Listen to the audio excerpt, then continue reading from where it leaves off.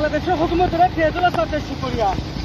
আর Rohingya community সকল এখন বাংলাদেশের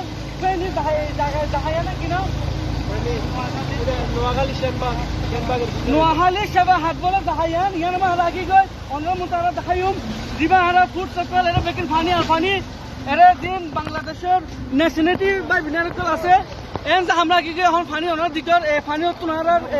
গাড়ি আন স্যার এরা আরো জায়গাতে আরো 300 প্যাকেট পর্যন্ত রোহিঙ্গা কমিউনিটি তো প্রচুর ফুড আইটেম হতল ট্রেনিং মধ্যে আর নোয়াখালীর মধ্যে যেন অনার দিকর বাংলাদেশের বা এনকল ইতরা ঘরের ভিতরে আমরা হেঁটে ঘরে ঘরে যায় ওরা আমরা ফুড অকল ডিস্ট্রিবিউট অকল করিও ওনার দিকে সাড়ে মিটার পানি তো আজি 31 তারিখ অগস্ট 2024 মধ্যে তো যিন রোহিঙ্গা কমিউনিটি অকল যিন আর রোহিঙ্গা কমিউনিটি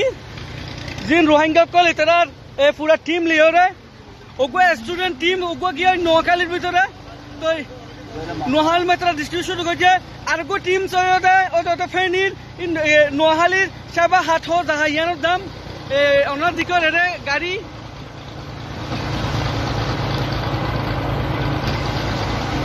আর ওনার দিকের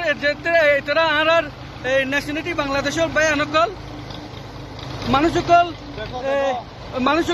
মাছ মারিত দেখা যায়